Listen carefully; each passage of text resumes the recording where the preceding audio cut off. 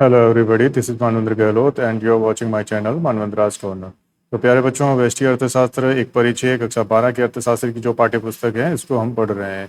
इसका जो इस बुक यानी माइक्रो इकोनॉमिक्स का हमारा जो चैप्टर 2 है वो चल रहा है। इस चैप्टर पर ऑलरेडी 6 वीडियो बन चुके हैं और ये आज 7वां पार्ट है, यानी कि मांग की अवधारणा का ये दूसरा भाग है, लेकिन चैप्टर 2 का ये 7वां पार्ट है। इससे पूर्व के जो वीडियो अगर आपने नहीं देखे हैं तो चैनल की डिस्क्रिप्शन में मैं प्लेलिस्ट का लिंक दे दूंगा, उसके द्वारा आप उन वीडियो तक एक्सेस कर सकेंगे। तो चलते हैं, हमारा जो रिमेनिंग पार्ट था मांग का नियम, और ये हम यहाँ तक पढ़ चुके थे। आज इससे आगे हम चलते हैं। तो देखो, मांग के नियम के कुछ अपवाद है। अपवाद की दशा में क्या होगा? मांग वक्र धनात्मक होगा, यानी मांग वक्र जो डिमांड कर्व है, जो मांग वक्र है, आमतौर पर कैसा होता है?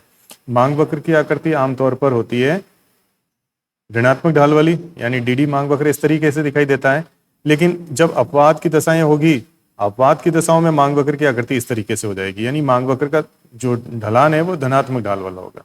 अब यहाँ जैसे अपवाद की दशा में ये मांग वक्र बना है, सामान्य परिस्थितियों में मांग वक्र ऐसा नहीं होता। सामान्य परिस्थितियों में होता है मांग वक्र इस तरीके से। तो बच्चों, अगर मांग वक्र अपवाद की दशा में ऐसा बना है तो ये अपवाद हैं क्या? कौन कौन से वो बातें हैं जिसके कारण मांग वक्र की आकृति ऐसी होती है? तो अपवाद से मतलब है कीमत अधिक होने पर, यानी प्राइस अगर बढ़े तो डी भी क्या हो जाएगा? बढ़ जाएगा। और प्राइस अगर घटती है तो डी भी क्या होगा?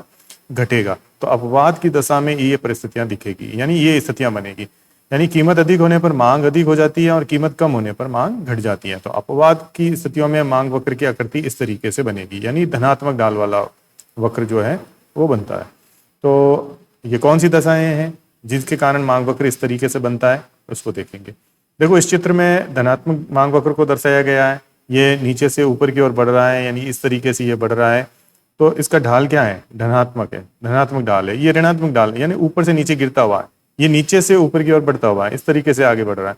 तो ऐसा ढाल वाला जो भी वक्र होगा, इसका मतलब है ये अक्ष बढ़ेगा तो ये अक्ष भी बढ़ेगा, और अगर ये अक्ष घटता है तो ये अक्ष भी घटता है। तो दोनों अक्षों में समान दिशा में गति होगी।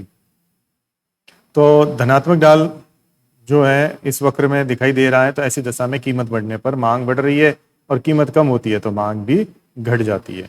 तो अब ये ऐसी कौन सी दशाएं हैं जिसके कारण मांग वक्र धनात्मक ढाल वाला होता है? तो देखिए, अपवाद की दशा में मांग वक्र की आकृति जो है धनात्मक ढाल वाली बन जाती है। अब धनात्मक ढाल वाली आकृति बनने के पीछे कुछ अपवाद है। ये अपवाद कौन कौन से है? प्रश्न इस तरीके से पूछा जा सकता है, मांग वक्र धनात्मक ढाल वाला किस समय हो सकता है या किस वजह से हो सकता है, या मांग के नियम के अपवाद लिखिए। तो आपको इस तरीके से ये अपवाद पॉइंट टू पॉइंट लिखने हैं। तो पहला जो अपवाद है वो है गिफिन विरोधाभास। जैसा नाम है, गिफिन एक व्यक्ति का नाम है, इन्होंने ये विरोधाभास दिया था, तो इन्हीं के नाम से ये जाना जाता है। तो गिफिन विरोधाभास क्या है? सर गिफिन ने 19वीं शताब्दी में गिफिन विरोधाभास को प्रकट किया था, जिनके नाम पर गिफिन प्रभाव कहा जाता है। तो गिफिन इफेक्ट ये कहता है कि घटिया वस्तुओं के अगर दाम जो है वो घट जाते हैं, यानी जो घटिया क्वालिटी की जो वस्तुएं हैं उनका मूल्य अगर कम हो जाता है तो यानी घटिया वस्तुओं के दाम घटने पर ये वस्तुएं क्या होती है? कम खरीदी जाती है, क्योंकि इनका मूल्य घटने पर उपभोक्ता की वास्तविक आय यानी जो बचत है वो बढ़ जाती है, जिससे वो बढ़िया वस्तुओं पर अधिक व्यय करता है। एक एग्जाम्पल दिया है, देखो, जैसे मक्का है, मक्का मोटा अनाज है, एक तरीके से ये घटिया वस्तु की श्रेणी में। तो मक्का की कीमत कम हो जाने पर उपभोक्ता मक्का के स्थान पर क्या करेगा? गेहूं या अन्य खाद्यान्न का प्रयोग करेगा।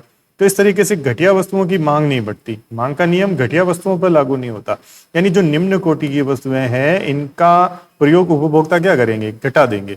जब इन वस्तुओं की मांग घटेगी, जब इन वस्तुओं की कीमत घटेगी तो इनकी मांग भी घट जाती है। अब कीमत घटने पर मांग बढ़नी चाहिए, लेकिन ऐसा नहीं हुआ। क्यों नहीं हुआ? क्योंकि उपभोक्ता अन्य जो बढ़िया क्वालिटी की वस्तुएं हैं इस बचत को, यानी मक्का मान लीजिए 4 केजी एक परिवार पर मंथ यूज करता था, और मक्के की कीमत है मान लीजिए 15 रुपया पर केजी, तो 15 इंटू 4 बराबर 60 रुपये मासिक जो है वो व्यक्ति व्यय करता था मक्के पे। अब मान लीजिए मक्का की कीमत 10 रुपये ही रह गई, तो वो परिवार 4 केजी ही खरीदेगा मक्का। 10 इंटू 4 बराबर 40 रुपये जो है वो व्यय कर रहा है। अब 20 रुपए की जो बचत है ना, इस 20 रुपए को वो किसी बढ़िया वस्तु को खरीदने में लगाएगा। वो मक्का का उपयोग नहीं बढ़ाएगा, वो 4 केजी की जगह 6 केजी मक्का नहीं लेगा। तो इस तरीके से घटिया वस्तुओं के जब दाम कम होते हैं तो एक उपभोक्ता इनकी मांग भी कम करते हैं।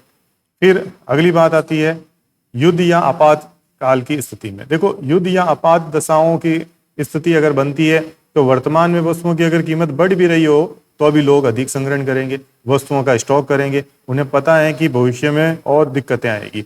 युद्ध काल या आपातकाल की स्थिति बन रही है तो वर्तमान में अगर उनके दाम बढ़ रहे हैं, अभी प्राइस अप हो रहे हैं, तो भी डिमांड क्या होगी? बढ़ेगी, फिर भी बढ़ेगी। क्यों? उन्हें पता है कि भविष्य में संकट रहेगा। तो ऐसी दशा में वर्तमान में खरीदारी कर लेनी चाहिए।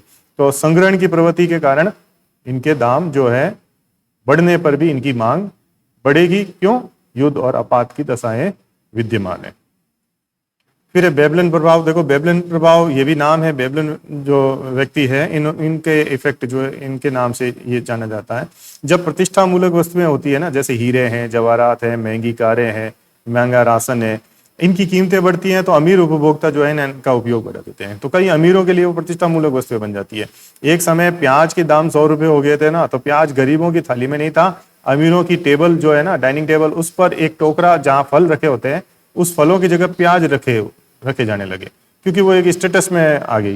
यानी जो वस्तुएं महंगी होती हैं तो एक अमीर तबका ऐसी वस्तुओं की मांग बढ़ा देते हैं। फिर है मंदी। देखो, मंदी की दशाएं, मंदी में यद्यपि मंदी में क्या होता है, मंदी में लोगों की परचेजिंग पावर, क्रय शक्ति भी घट जाती है, लेकिन फिर भी कीमतें घटने पर क्या होती है? मांग नहीं बढ़ती।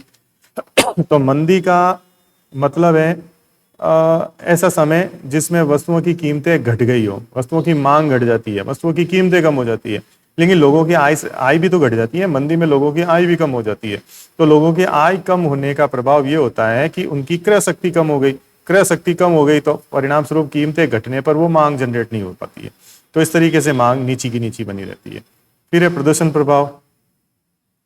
तो देखो, अगर कोई उपभोक्ता दिखावे को ज्यादा महत्व देता है ना, तो वो कीमत बढ़ती हुई है तो भी वो उस वस्तु को ज्यादा जो है मांग करेगा, क्योंकि उस वस्तु को वो दिखावे में प्रयोग ले रहा है। एक उसका स्टेटस उसको दिखाना है कि ये मेरे पास ये वस्तु है।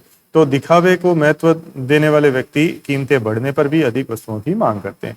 अज्ञानता भी बनती है कई बार इसका कारण। देखो, कभी कभी मांग वक्र धनात्मक ढाल वाला बनता है तो उसके पीछे एक रीजन ये भी होता है कि उपभोक्ता सस्ती वस्तुओं को बेकार समझ लेता है और महंगी वस्तुओं को अच्छी समझकर खरीद लेता है। एक बड़ा ही रोचक सा उदाहरण जो है मैंने यहाँ पर दिया है। तो देखो बच्चों, आमतौर पर इसको अज्ञानता को मैं इस तरीके से प्रकट कर सकता हूँ कि एक रोचक उदाहरण है प्रथम महायुद्ध, जो प्रथम विश्व युद्ध हुआ था। इस विश्व युद्ध में युद्ध की तस्वीरों वाली एक किताब छापी गई थी। इस किताब की कीमत क्या रखी गई थी? 10 शिलिंग। 10 शिलिंग यूरोपीय मुद्रा है, तो मात्र 10 शिलिंग जो है इस किताब का मूल्य रखा गया। लेकिन यह मूल्य पर यह किताब ग्राहकों को आकर्षित नहीं कर पाई। किसी ने खरीदा ही नहीं इस किताब को। बहुत कम मात्रा में इसकी प्रतियां बिकी। क्यों बिकी? क्योंकि लोगों ने सोचा कि कीमत क्या है, केवल 10 शिलिंग।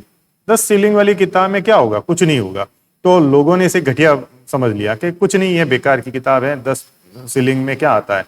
तो 10 शिलिंग नाम मात्र की किताब होने के कारण इस किताब को किसी ने नहीं खरीदा। बहुत कम मात्रा में इसकी प्रतियां बिकी। युद्ध के बाद यही किताब वापस प्रकाशित हुई। अब की बार इस किताब की क्या कीमत रखी गई? 5 पाउंड रखी गई। अब देखो, किताब हाथों हाथ बिक गई। लोगों ने इस किताब को उच्च क्वालिटी की समझा, क्योंकि किताब महंगी थी तो लोगों ने सोचा किताब उच्च कोटि की होगी और इसकी मांग अधिक बढ़ गई। तो अब है ना, ये चीज तो एक ही थी, यानी किताब तो एक ही थी, लेकिन उनके दाम से फर्क हो गया। तो कई बार हम अज्ञानतावश सस्ती वस्तु को क्या समझ लेते हैं? घटिया समझ लेते हैं और उस वस्तु को हम क्रय नहीं करते, खरीदते नहीं है। और महंगी जो वस्तुएं होती हैं उसको हम उच्च क्वालिटी की समझते हैं, अच्छी समझते हैं और उनकी हम मांग करते हैं। फिर देखो, भविष्य में कीमत परिवर्तन की आशंका। अगर देखो, फ्यूचर में किसी वस्तु के दाम बढ़ते हुए दिखाई दे रहे हैं और बढ़ते हुए होने की आशंका हो जाती है तो वर्तमान में उसकी मांग बढ़ जाएगी। मान लीजिए सोना, गोल्ड, आज 50,000 रुपये प्रति 10 ग्राम है। 50,000 रुपये पर 10 ग्राम के जो है इसके दाम है, और कल ये 51,000 हो गए, पर 10 ग्राम के 51,000 हो गए। और उसके बाद, ठीक है, उसके बाद लग रहा है कि दीपावली तक ये 60,000 पर 10 ग्राम पे चला जाएगा। तो 50,000 से 51,000 बढ़ते हुए दाम होने पर भी लोग इसकी मांग ज्यादा करेंगे, क्योंकि भविष्य में इसके और दाम बढ़ने की संभावना बन गई है। फिर उपभोक्ता की मनोवैज्ञानिक धारणा। देखो, उपभोक्ता की सोच जो है ना वो इस प्रकार की बन जाती है, तो वहां पे मांग का नियम लागू नहीं होता। एक उदाहरण, एक एग्जांपल दिया है। देखो, घटी हुई कीमतों पर कई बार स्टॉक क्लियरेंस सेल लगती है। सेल लगती है ना, कई बार कपड़ों की सेल लगी हुई है, सेल में कपड़े सस्ते मिलते हैं, लेकिन ज्यादातर लोग सोचते हैं कि सेल में निम्न कोटि की वस्तुएं होगी, कोई ना कोई डिफेक्टिव होगा, यानी वस्त्र होंगे तो डिफेक्टिव होंगे, कहीं ना कहीं उसमें छेद होगा या कुछ ना कुछ कमी होगी जिसके कारण वो सेल लगाकर बेच रहे हैं। तो आमतौर पर लोगों की मनोवैज्ञानिक सोच, मनोवैज्ञानिक भ्रांति इस प्रकार बन जाती है कि स्टॉक क्लियरेंस सेल जो है लगने पर भी वो वस्तुएं नहीं खरीदते, क्योंकि उन्हें लगता है कि वो वस्तुएं घटिया जो है क्वालिटी की होगी, कोई ना कोई मैन्युफैक्चरिंग डिफेक्ट होगा उनमें, इस वजह से वो सेल में बिक रही है। फिर है जीवन अनिवार्य वस्तुएं। देखो जीवन अनिवार्य वस्तुएं जो भी है उन पर भी मांग का नियम लागू नहीं होता, जैसे गेहूं, ग्रेस, चावल, नमक, ये हमारे जीवन में जरूरी वस्तुएं हैं, ये जीवन के लिए अनिवार्य वस्तुएं हैं, इनकी कीमतें अगर बढ़ेगी तो भी हम इनकी मांग करेंगे, तो इसीलिए इन पर मांग का नियम लागू नहीं होता, मांग का नियम इनको प्रभावित नहीं करता। कीमत चाहे कुछ भी हो, हमें गेहूं खरीदना ही खरीदना। अगर नमक महंगा हो जाएगा तो क्या नमक खाना छोड़ दोगे क्या? आपका परिवार एक महीने 1 kg नमक खाता है, तो आप हर महीने प्रत्येक केजी पर आप व्यय कर रहे हो। अगर नमक 100 रुपए केजी हो गया, अगर नमक की कीमत 100 रुपए पर केजी हो गई, तो भी आप 1 kg ही खरीद के लाओगे। तो इस तरीके से इनकी यानी जो जीवन अनिवार्य वस्तुएं हैं, इनकी कीमतों की बढ़ोतरी या कमी इनकी मांग को प्रभावित नहीं करती। फिर है विशिष्ट ब्रांड या व्यापार चिन्ह वाली वस्तुएं। तो देखो कई बार उपभोक्ता विशिष्ट ब्रांड या व्यापार चिन्ह वाली वस्तुओं का आदी हो जाता है, यानी लत लग जाती है। उदाहरण के लिए लिप्टन चाय जो पीने वाला व्यक्ति है वो लिप्टन चाय को पसंद करेगा, नेस्कैफे कॉफी पीने वाला नेस्कैफे कॉफी पिएगा। आप और मैं अगर रेनॉल्ड पेन यूज करते हैं और हमारी फेवरेट पेन है ये रेनॉल्ड, तो हम रेनॉल्ड ही इस्तेमाल करेंगे, भले ही कोई दूसरा पेन आए हमें पसंद नहीं। कोलगेट टूथपेस्ट इस्तेमाल करने वाला कोलगेट ही टूथपेस्ट इस्तेमाल करेगा। तो इस तरीके से कुछ वस्तुओं के प्रति हमारी रुचि, हमारी जो जिज्ञासा और रुचि, हमारी आदत जो है उन ब्रांड में हो जाती है, तो उन ब्रांड का हम फिर उपयोग करते हैं, चाहे उनकी कीमत बढ़े या घटे। तो थोड़ी बहुत कीमत बढ़ने या कम होने का इफेक्ट उन पर नहीं पड़ता।